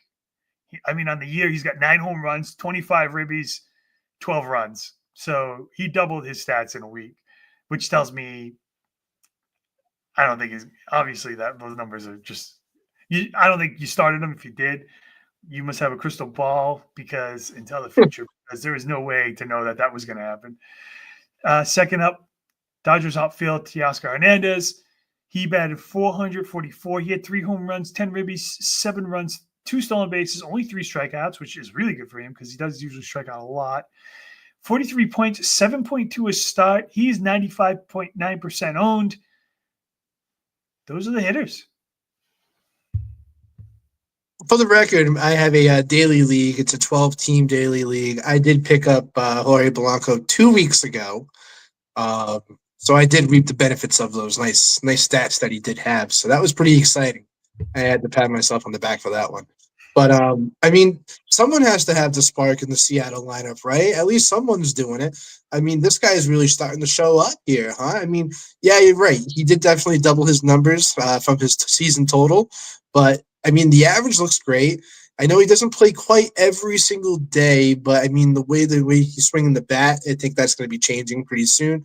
Like you said, that DH is eligible too, which in some leagues is a requirement. So, kind of a nice back pocket position to have there. But yeah, again, second base, it's a tough position to fill if you don't have one. This is a guy only 63% owned in a lot of leagues. If he's available, this is a guy you take a flyer on, you ride out the hot streak, and then once it goes sour, then you go back to the drawing board, right? That's what fantasy is. You got to keep a pulse on everything. And Teoscar Hernandez, really good week. Nothing much else you can really say about it. This is Teoscar Hernandez at his best. Only 3 strikeouts last week. That's a pretty good job on his part for a guy that does strike out pretty often, almost a strikeout per game. So these are the type of weeks that you really look forward to having at the Teoscar Hernandez in your lineup. So I don't have it in many of my leagues, Doug. We do like him. We talked about him a ton last year as well. Really good fit for that Dodgers lineup. Looks like he's continuing that from last year as well. It looks like a pretty good re-sign, if you ask me. Yeah, I was happy to see him go there because I don't think he could reproduce his season last year with any other team unless it was with the Dodgers. So it kind of made sense for him. Jorge Polanco, he was always a really good contact hitter, really good hitter with the Twins, but, not this good. So ride him out. Unfortunately, a lot of times if you if you do end up picking them up and starting them, the hot streak's usually already over. So chances are next week he's batting like 250, right? That's just the way it goes. You can't. It's tough to predict that. But yeah, you definitely want to take a flyer. Second base, even DH, like you said. That's a pretty good. I mean, the numbers are amazing considering who else is in that team that just isn't producing at all. Which is sad. Cal Riley's. Look at he's the same type of player like a lot of the other guys are. Strikes out a ton or hit you a lot of home runs, right? Hit you like 4 home runs last week. I mean, 2 weeks ago, last week, really didn't make much noise. So, that's just the way it is. Let me go for the pitchers section of this. We do have a Royals starting pitcher who actually made this list a lot last year. Of course, fizzled toward the end of the year. I don't know if he's going to be able to keep this up either. He might fizzle again. Who knows? But was Royals starting pitcher Seth Lugo. He went 2-0 on the week. 14 innings pitched, 13 strikeouts, 1 walk, 2 earned. Tampa Bay and the Astros were the 2 games he pitched. Astros were scuffling. Tampa Bay is kind of not good. They're scuffling too, I guess. 47 total points, really good, right? 72% owned. And the guy we were talking about earlier, right? Rangers starting pitcher Nathan Eovaldi. He went 1-0 in 2 starts, 12 innings pitched, 15 strikeouts, 1 walk, 1 earned. The A's and the Giants. So, those probably should have been both wins, in my opinion. 39.76 points. He's 91.1% owned. I do have a couple honorable mentions. Dodgers outfielder Anthony Pazze. He had 42 points. Cubs starting pitcher Colin Ray. He had 37. He's only 99% owned. Joe Ryan had a turnaround, and he was a buy low candidate last year, so we'll talk his numbers later on. And starting pitcher for the Tigers, Casey Miz. Man, yeah, where to start? I mean, let's start with Nate Dogg. Nate is a dog. I mean, the guy just doesn't bow down to anyone. I feel like every time he goes out there, he's going to try to give it his best. And I mean, he throws hard too. I think his fastball is around 96, 97 right now, and it looks harder than that. A couple of years ago, he was almost pushing 100 at times. I know he was. He was pumping it when he was with the Sox for sure. Man, this guy's really kind of again evolutionizing his career here in Texas and really just kind of doing a nice little. I don't even know what. I think this was his 4th or 5th team potentially at this point. He's pitched for a lot of different teams. I feel at this point, so I feel like he's found a good home in Texas. I think when he signed there originally, I think we both said that's a really good fit for him. And we loved Josh Beckett back in the day, but this guy's the new Texas tough guy. So I mean, what a great guy to have in your roster. And then Seth Lugo. I mean, for what it means, the guy continues to impress. I feel. After coming from last year, having the year that he did, really consistent, carrying over to this year, being on this hot list so earlier in the season. Now, are his numbers as good as they were already last year? They're about the same, give or take, going into it. But is he going to continue to produce? I hope he does, because it's a nice little sleeper guy. This is a guy that's like a number 4 or 5 guy in your rotation. Again, he plays for a pretty decent ball team in Kansas City. It's a weak division. He's going to have opportunities to go out there and win ball games that maybe he shouldn't be winning, just because of who their opponent is. The White Sox. I mean, the Twins, like they are terrible. I mean, I think Rocco is going to be out of a job pretty soon. It's looking a little grim. So there's going to be opportunities to get those cheap wins there too. And then, like you said, you had a couple honorable mentions. You mentioned Joe Ryan. He did pitch today. It looks like he went 6 innings. He gave up 1 earned, 8 Ks. Guy's a stud. He's going to get to no decision. The game is 1-1 at the end of 7. So, but like you said, Doug, he's a guy that we thought he was going to rebound. He's just too good of a pitcher not to. And he's going out there and showing it. Now, unfortunately for him, though, he plays for Minnesota, like we just said. So there is just a little bit of an element there, but he's just such a good pitcher. It's just like you kind of have to just ignore it, I guess. And it was against Boston tonight, too, a pretty good hitting team. So in Boston as well. Yep. That's not an easy task to go in there and go 6 innings, 1 earned, 8 Ks on a Friday night in Boston. That's pretty damn good. Well, the Sox are up 3-1 now. Devers had a two-run single. Oh, I just saw the update. Okay. Yep, Yeah. top 8. And I will say the Jose Ramirez injury was like a freak injury. We were talking about him earlier. He ended up trying to run out an infield single, which he did run out. He got hit in the back with a baseball by the pitcher, Chris Bissett, and then he trips over the first base bag and like sprains his ankle. Oh, it's a sprained ankle? Yeah, because he got hit with the pitch, so he tripped over the bag. Sprained ankle sounds like a DL stint. No. It's probably a minor. I don't know. I haven't seen the tape yet, but he definitely won't be in the lineup tomorrow. That's for sure. Dude, I was thinking about dangling him out there for the Bourbon League. That was going to be my big trade chip. You still can. No. Not this value now when he's hurt. Oh, disaster. All right, let's go right into the cold players of the week. Some of them aren't surprising, but some of them are. So here they are, right? Again, I'll read the names. You will do the hitters first, and then the pitchers second. So we have first and foremost Giants third baseman Matt Chapman. He hit a 0.91. He had no home runs, no ribbies, no runs, 1 stolen base, 9 strikeouts, negative 3 points. Every time you started him, he gave you a negative half a point on the week. He's 82% owned right now. He was in the mid 90s before all this hot streak, this cold streak started. So we all knew the hitter Matt Chapman was. We knew he struck out a lot. I don't understand the hype around him.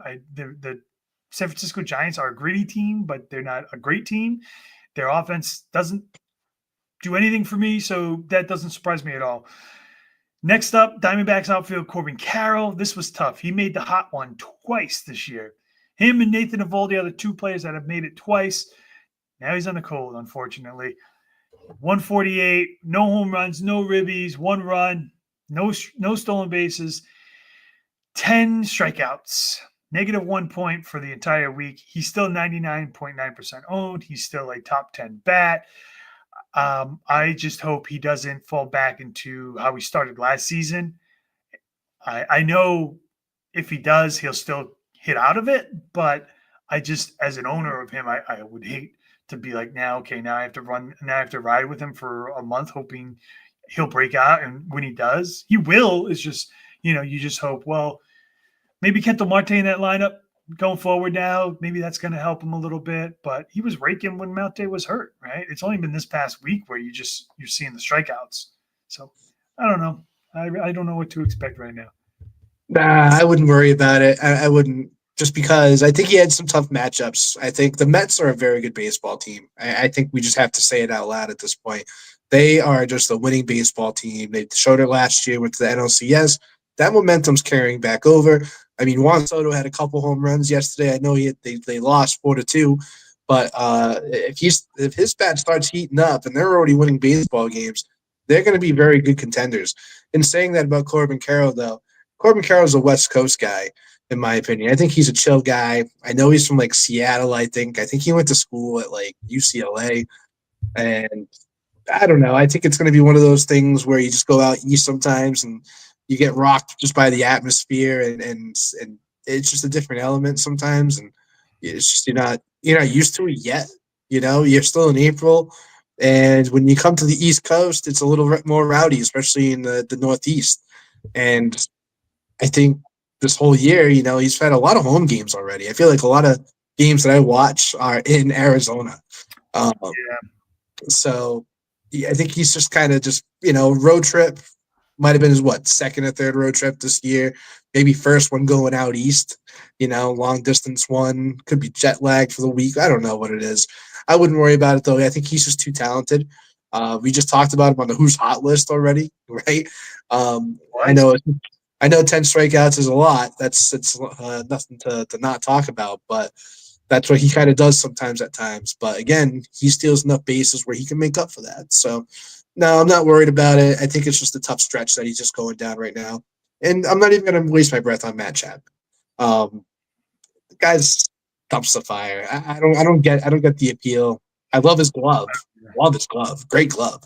But the bat is just like, it's obnoxious on how people think like he's a good hitter, and he's just really not. I don't think he's that great of a hitter at all. Totally agree. All right. So on the flip side of that, let's go into starting pitching, right? And unfortunately, they're both Blue Jay pitchers. First and foremost, Blue Jays starting pitcher, relief pitcher, Bourbon Francis. 0-1, 3 innings pitched, 1 strikeout, no walks, 7 earned, negative 9.56 points, almost negative 10. That start was a curse against the Red Sox. He's now only owned in 52% of leagues. He was in the high 80s. He did finish last year on a really high note. So, of course, the expectations were he'd go higher.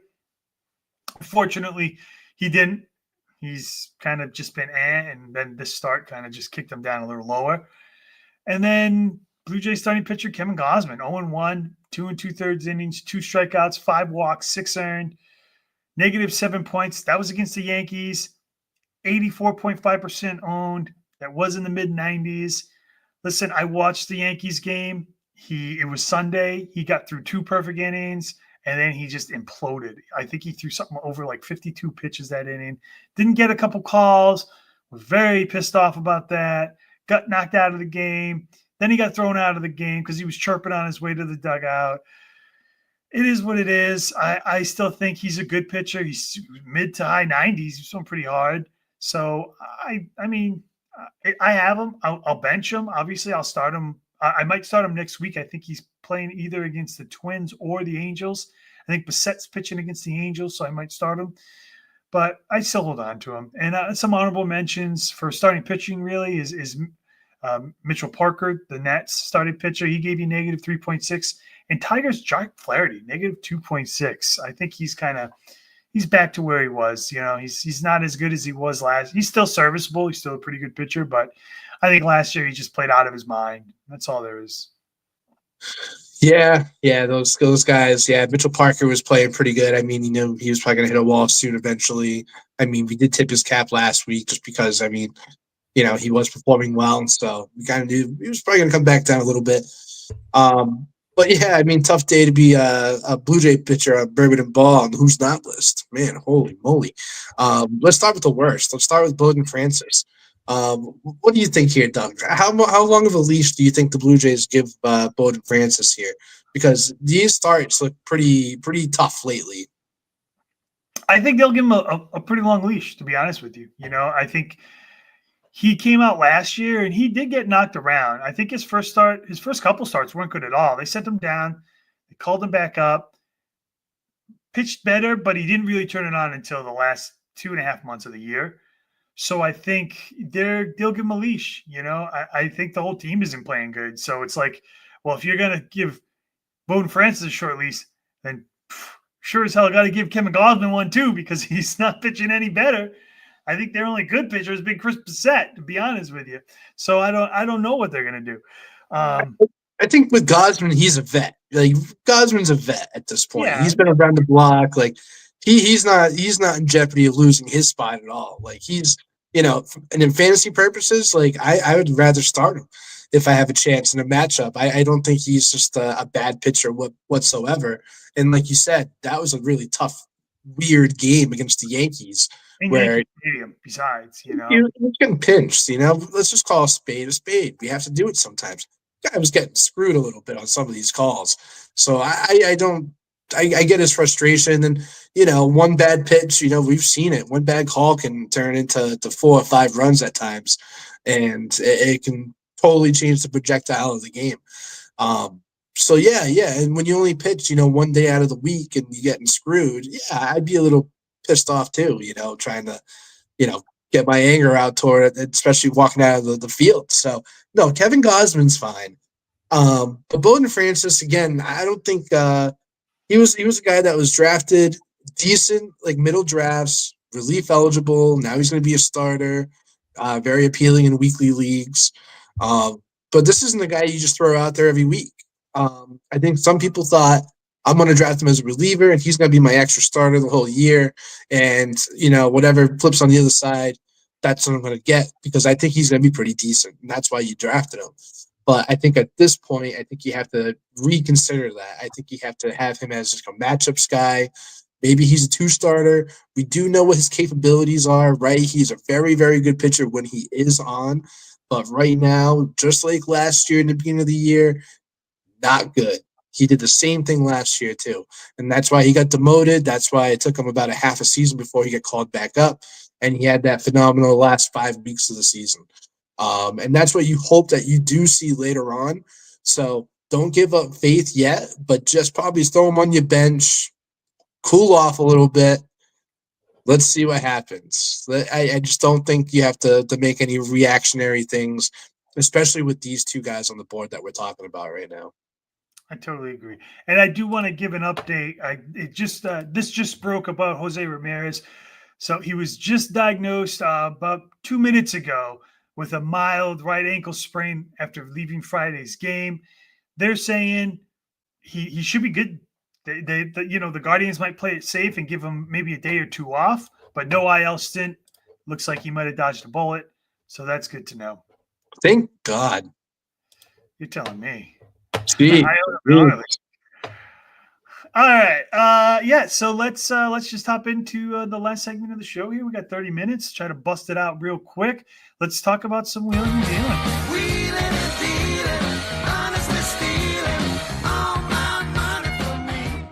All right. This is the part of the show where we're going to talk about some sell high guys based off of their week's numbers and some buy low candidates based off of this past week's numbers.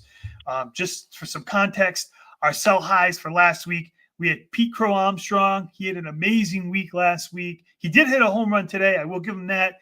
But this is a Thursday to Thursday number, so we're not counting today. He gave you 15 points, so not as near what he gave you last week. So count that almost a win. Matt Olson, he hit a home run again today, but again, this is a new week for us on the show, so he did get you again about 14 or 15 points last week. I think the week before when we told him to sell high on him, I think he may have given you almost 30. So definitely coming back down. And another sell high was Walker Buehler, 17 points. What happened? Arm issue, IL. Could have sold him high.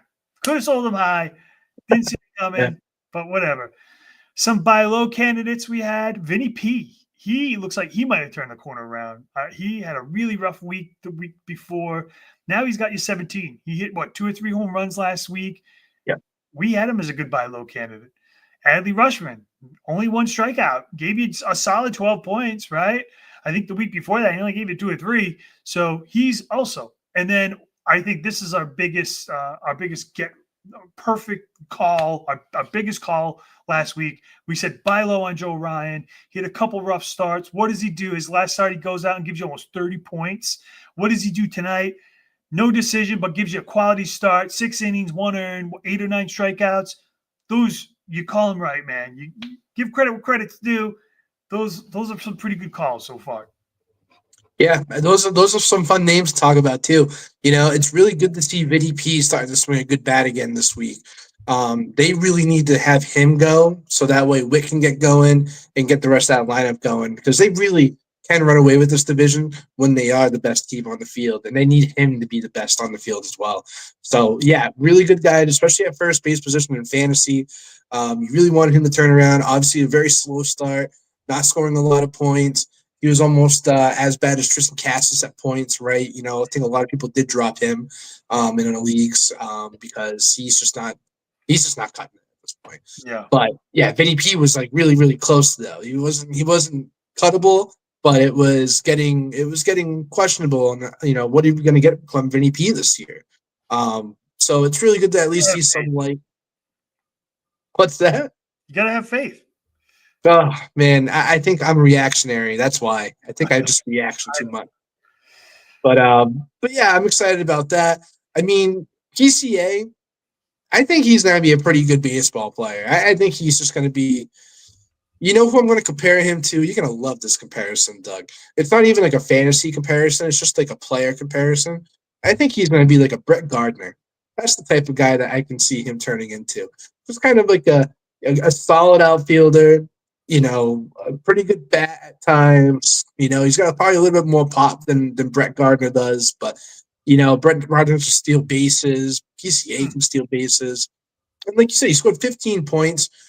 that's not bad. That's about 3 points per game, 5 days, 5 games or so that you're playing. And that's what you're looking for in a fantasy player is about 3 points per game. So if he can do that consistently, he'll be something relevant. But like we talked about before, he doesn't have a lot of history right now. This is going to be his first full season up here. So when a guy like that, you can maybe trade, get someone that you do have a track record with, that you do know what you're going to get with, because right now PCA it's so green that you don't know what's going to come at the end of the tunnel. So yeah, I think that's kind of where I'm going to kick it back to you because I don't think. I think time is the essence. So let me we'll kind of breeze through these because we really only got like 20 minutes or so. But first and foremost on this sell high, I want to say I would probably sell high on Michael Harris. He's 80% owned, right? Had a pretty decent week. He only hit you 231. He didn't give you any homers, but he gave you 8 ribbies, 2 runs, 2 stolen bases, only 1 strikeout.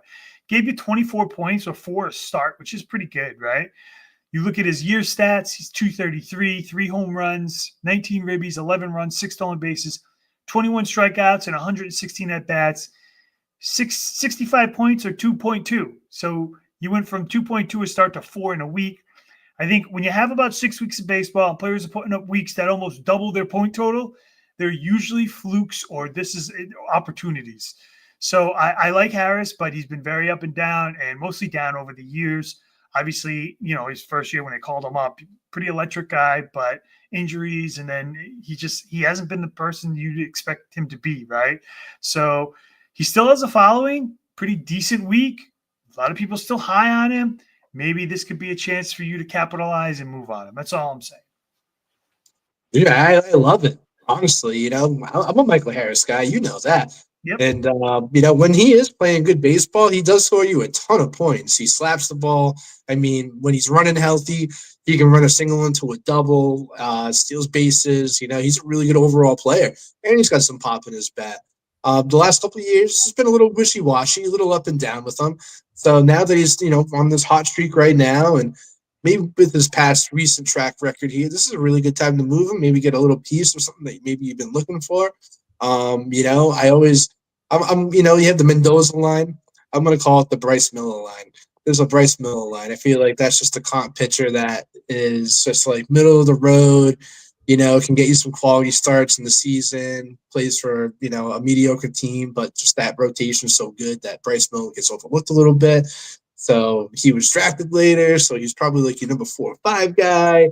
So you're maybe more reluctant to get rid of him than like maybe someone else. So I always kind of just throw that name out there, and that's the reason why. But I think Michael Harris or Bryce Miller, I think you can probably even get a little bit more at this point than a Bryce Miller for Michael Harris. And then also, position specific if you need it as well. Hey, I'm down a third baseman, and Michael Harris is hitting the ball really, really good right now. Maybe I can go out and trade for like a junior Cameron Arrow from Tampa. To fit the bill. It's, because Junior's got some, he's got a decent ceiling ahead of him, I think. But I don't know if it's going to happen this year or not. But it depends on what your priorities are and what your needs are, too. So, again, Michael Harris hitting the ball good, just maybe a good time to move him. Yeah, no, I totally agree. All right, next up. This one's a fun one. I like this one, right? Where is he? There he is. He's in the wrong uniform, though. So, Yankees outfielder, first base, DH, Cody Bellinger, 84% owned. Pretty good week, right? He hit 316. He gave you a home run, 4 ribbies, 4 strikeouts, 4 runs. Gave you a little over 20 points, so about 3.5 a start. Again, pretty good, not too bad. Overall, his year, he's hitting 204. He's got 3 home runs, 16 ribbies, 14 runs, 3 stolen bases, 25 strikeouts, and 98 at-bats. 56 points total to a start. Again, you look at the point total compared to the season total. He had a good week. I just don't think it's good enough to make me want to hold him to see if he can continue it. That's my thing. I'd love to move him. He raised most of his season stats on this week. So, and he's got a ton of versatility. He plays for the Yankees. So I think there's appeal there, I think you can still get, a decent starting pitcher or somebody for him, nothing crazy, but still decent, his numbers overall aren't good, but there's worse. And he did go kind of late in some drafts, I will say. So, something to look at. And, and again, like a lot of people, when they look at trades, they'll just look at points, right? They'll say, where's this guy at versus the guy I'm trading? So although, you're trading somebody that has you 70 points and you're getting somebody who has 70 points, look at where those points came from. If 35 of those points came in 1 week, chances are that they might not be as good of a player as you think you're getting back in return. So, Cody Bellinger almost doubled his points in a week. And, I'd look to move him, but it's a Yankees team, and he's really not a horrible guy. He's just, I want more consistency. That's all.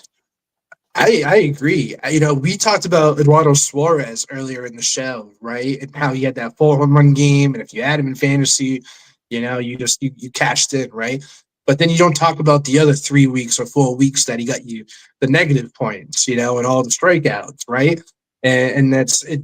If Cody Bellinger's name wasn't Cody Bellinger, and if he didn't have pinstripes on, I don't think we'd be even having this conversation, because I think he kind of is in that same exact category as Suarez, where, he'll have this great week, or maybe 10 games, 15 game stretches, but then he'll just tank. His batting average is very, very low. His OBP is pretty low as well. He does strike out a decent amount of times. And, that MVP season was a long time ago. That was not a couple years ago. That was a long time ago. And it might not feel it because Cody's somewhat of a young guy still. And I think that's probably the appeal with Cody, is because he's been in the league so long that people think he's older, but he's not. But like I said, I don't think we'd be even having this conversation if his name wasn't Cody Bellinger. That being said, his name is Cody Bellinger. He did just have a good week. And this is probably the best time to move him. Because I don't know if there's going to be a lot of other pockets of window of opportunity here earlier in the season, where then he became, gets a reputation later on where he doesn't become expendable. So maybe this is your little pocket right now to make a move, because as we talked about earlier with players, he's also one of these guys that's due for an IL stint throughout the year. So I'm in favor of the sell. My only thing before I move on real quick about the IL stint thing is because Stanton's not in that lineup, they've been DHing him a lot. So they have been taking him off the field a little bit, which is good to see.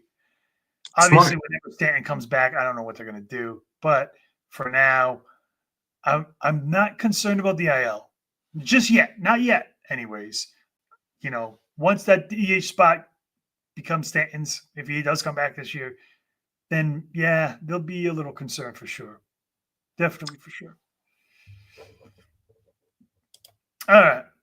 And our last but not least, this was a guy that I like, and I still believe he's still a good pitcher. The Predator himself. Luis Castillo. So he's almost 94% owned. Pretty good week, 1-0, 6 innings pitched, 5K, 2 walks, 0 earned. Of course, it was against Miami. But, to me, Miami's offense and Seattle might have a little better offense, but it's close, to be honest. Still gave you 22 points overall, 3-2, 32 innings pitched, 28 strikeouts, 14 walks, a 3.6 ERA, 60 total points. He still has name recognition to me. I don't know. He hasn't really been that ace. He was a season or even 2 seasons ago. You drafted him. He finished as top 10 starting pitcher. I think the win this week helped his point total for sure, which is something everybody looks at, again, when you evaluate trades. How many points am I giving up versus getting? And that's what people are going to look at with this. But I still think he's a good pitcher. I still think he's worth a decent bat. And I still think with the win, if you're looking to move him, it's a good sell high time for him. He got the win, right? He's 3-2. He's above 500 on the year. go with it and try to get what you need out of it if you don't want it. That's all. Yeah, I mean, I'll put my salesman hat on and tell you, Luis Castillo, yeah, he pitched against Miami, but it sometimes just takes one solid start for someone to just get it going. And sometimes they just need a face of Miami or a Pittsburgh Pirate or a Chicago White Sox team to get the gears going. And I think we did see that a little bit with Walker Buehler before he started getting going. That first really good quality start that he did have was against the White Sox early on. So, with Luis Castillo, maybe this is the kick that he needed here after the start. And hey, I'm buying pitching right now in a lot of leagues, and this is a guy that I would not mind having in my rotation that I think would probably do pretty well, I think. Even so, there's a lot of fun things around Luis Castillo. Is he going to stay in Seattle this whole entire year? This is a guy that could potentially get moved. He's on the older side. He's on the other side of 30 right now. And, he could be pitching for a contender if Seattle starts to drip a little bit, which doesn't look like they are right now. It looks like they're kind of staying status quo. That the whole division is wide up in the air, I feel. Yeah. But I think this is a great guy to buy. I would not just to sell high, but I'd also just buy at a market price, I think, right now, because I think maybe he is turning it around. So there's, two different schools with that thought process in the sell high segment. But if you're just a Luis Castillo guy, it's maybe the time to get him now because maybe he did turn it around. He's not going to get a chance. I totally agree. Totally agree. All right, so we do have the buy low candidates, and again, I'm going to try to run this down because I only got 10 minutes here. So let's try to move with the flow here. So you're going to be surprised at the first one. Hear me. He had a really rough week. First baseman Bryce Harper. He's 99.8% on. Only hit you 174. No home runs, 2 ribbies, 1 run, 6 strikeouts. Gave you 7 points on the week. Barely a point a start. Overall, yeah, 235, 5 home runs, 16 ribbies, 18 runs, 6 stolen bases, 26 strikeouts, and 115 at bats, 92 total points, 3 a start. But it seems far-fetched that someone would trade Bryce. I get it. But if you take away his week, he had a week a few weeks ago where he hit like 3 home runs and gave you 40-plus points. So if you take those away, he's really only like a 50, 60-point player, which is a little over 2.3 a start. So it's not horrible. So someone who actually, Rob on our money league offered him to me in a trade. So that tells me that he's trying to sell him too. Although he wasn't selling high at the time because I'm not giving Corbin Carroll to him. But, he's aging.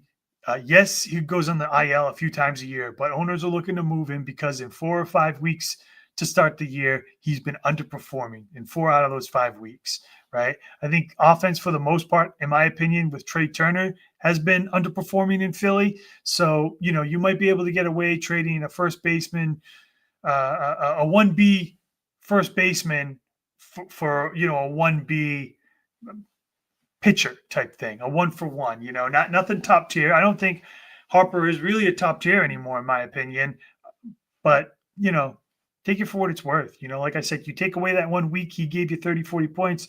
He's really only an average player. So, and that was just 2 weeks ago. Yeah, I think I had to say I'm guilty of was overprojecting him, earlier in the season.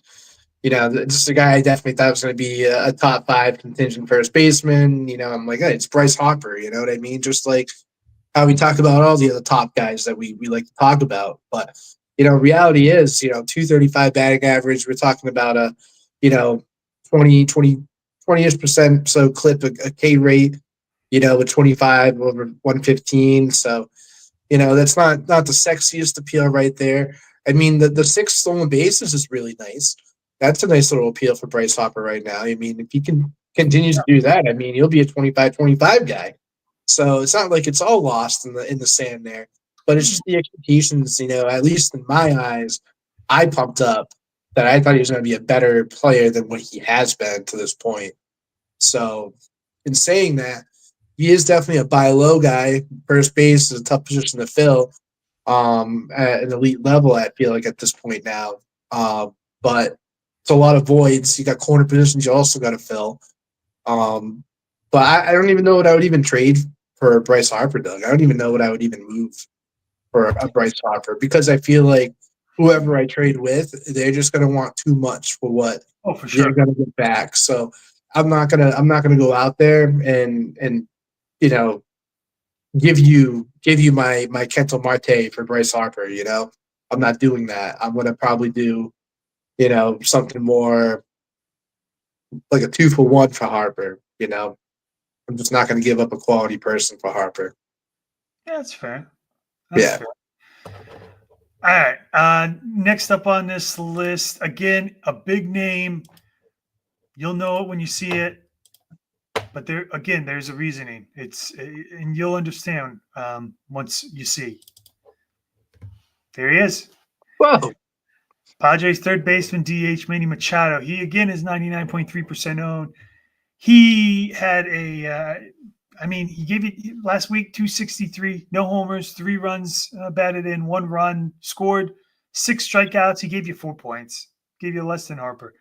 Overall, 279, 2 home runs, just 2 home runs, right? 13 ribbies, 18 runs scored, 6 stolen bases. So that, the stolen bases is a surprise for him too, for me. 20 strikeouts at 111 at bats, which is nice, making contact. 78 total points, 2.6 a start. But man, Machado has cooled down a ton, right? This is a guy that was averaging 3.6 a start, 2-3 weeks into the season. Like Harper, he's older now. Expectations should be limited. I think owners would be very hesitant to trade him when he was going strong. But now they're probably definitely at least taking offers on him, especially in redraft leagues, right? You might actually get a deal on him. And if he continues to put up these numbers for another week, for sure you'll get a deal on him. Again, the Padres lineup is pretty solid. So I don't see this cold spell lasting long, but I am surprised at only 2 home runs. 6 stolen bases is a pretty good for him, in my opinion. That's a surprise. And if you take them away, now you're going from somebody that was averaging, 2.6 a start to just 2.3 or 2.2. So, I think owners are looking at those numbers too, and they see the home runs down. I wouldn't be surprised if now would be a time to just give them up. Try to let them go if you can. Yeah, I mean, the 2 home runs is definitely disappointing, right? That's, I think, the biggest number that sticks out to me. I think average is right on par. Even the RBIs are down this year with them. And I don't know if that's because of where he's batting in the lineup or anything like that. I haven't seen too many Padre games, to be honest with you. For some reason, I try to avoid them. Don't know why, but I just don't watch a lot of Padre games. But, yeah, I mean, Machado's been pretty consistent throughout his whole career. I can't believe he's only 32, Doug. I had to look him up earlier, and I was like, whoa. I was like, man, I feel like he should be like 36, 37. He's been around forever. But he got called up so young. So, again, he's just one of those guys. But, I mean, only 32 years old. He does have some baseball left in him. Look, I mean, if you need a third baseman, you know what you're going to get out of him. Hopefully he picks it up this summer with the power and the RBIs for that matter, too. And I think he will, too. I think he's a pretty durable guy. I feel like he does hit the IL maybe once a year or so, but really he's pretty minimal to it. Last year, I think he had almost 100 RBIs. I think the year before that, he had 100 RBIs. So I expect him to still get your 80 or 90, 100 RBIs in that range or so. You're going to get a quality bat. You're going to get a quality bat in Manny Machado if you're going to buy him low at this point. So you can find a guy that's freaking out that says, hey, I don't like what I'm seeing from him. I already got this other third baseman, so I'm going to move forward with him. Now you can maybe shoot a deal. Get a guy that you can actually put in your lineup every single week. That's the type of guy Manny Machado is. Yeah, no, I agree. And I was trying to get him earlier, but he was hot when I was trying to get him. And obviously, you ask for a lot of stuff when someone's hot. But now I feel like maybe they're just hopefully looking to just get rid of him. So we'll see what happens. I would still take a flyer on him anyways. That's a talented lineup. And last but not least, of course, our pitcher is none other than the Cease-Man. Whoa! I had to find a picture with the beard shaved off. Dylan Cease, Padres starting pitcher. He's 95.4% owned. He had a really rough week. It was against Tampa Bay. 0-1, 4 1/3 innings pitched, 6 strikeouts, 4 walks, 2 earned. Again, gave you 1 point, 1.08. Overall, 1-2, 29 innings pitched, 36 strikeouts, which is nice. 12 walks, though, a 5.76 ERA, 36 points or 6 a start, which is not good at all. We all know going into this year, it'd be pretty tough for Dylan Cease to have a similar year he had last year. I think he was a top 10 pitcher for sure. Obviously, the strikeouts are going to be there, right? He had 224 last year. He's on pace to probably do about the same. But he did average 13.2 a start last year. And that's something you are not going to see this year. I can guarantee you that, right? He's a high 3, low ERA pitcher. So, unfortunately, he was probably drafted a player that was better than those numbers, right? You probably drafted him as a top 10 pitcher in your drafts, but he probably should have never been, unfortunately. I'm not saying he's horrible, but again, expectations. This is when you look at the numbers as a whole, right? He's definitely better than what we're seeing. So if I'm an owner, I'm still looking to sell. I think now would be a good time, to trade him. Maybe even an Altuve for him. Why not? Both struggling. Yeah, that's a fun trade. Right? Something different like that. You could even say Vinny P, but I might want to hold on to Vinny P just because I think he's turning that corner. But those were the two I would have. Yeah, it depends on your point structure. I think on Bourbon N Ball League, I think it's a pretty pitcher friendly league when it comes to points, especially when you throw quality starts and wins. So I think a guy like Dylan Cease, when he's on. He's pretty good. He's one of the best when he is pitching at his best. But he gets erratic at times, and he gets a little wild, and can't find that strike zone sometimes. Walks a lot of batters and gets into some trouble. So you come with the good, with the bad, right? That's kind of how it goes with Dylan Cease at times. He does play for a really good baseball team still. They're committed to Dylan Cease, it seems. So he's still going to go out there. He's still going to get his starts. He's going to get some quality starts in there. He's still going to strike out guys. And this is a guy I definitely would want in my rotation for sure. I talked about Luis Castillo earlier. This is a guy I'd probably take a step above Luis Castillo. I think this guy's still elite at times. And again, it's only May 2nd today. So we got a full season still ahead of us. We still have about 130, 140 games ahead of us. So it's a very, very long baseball season. And this is a guy I'd want in the long run. Yeah, I mean, you know what you're getting from him at least. He's not going to surprise you. But yeah, all right. That brings us right to the end, man. We just made the clip. So we were able to go around the league again, talk some big injuries, talk about some hottest and coldest players from last week, and of course some sell high, buy low candidates as well. So fun episode, great episode. We'll be back here again next week, starting it all over again. So for Mikey V, I'm Doug. This is Bourbon N Ball. All right, finish your drink, go to bed. Ladies and gentlemen, thank you for tuning in to Military Broadcast Radio. As we wrap up today's show, we want to remind you that the podcast of today's episode will be available right after we go off the air. So if you missed any part of the show or want to listen again, be sure to check it out. And remember, we're here to support and honor our veterans.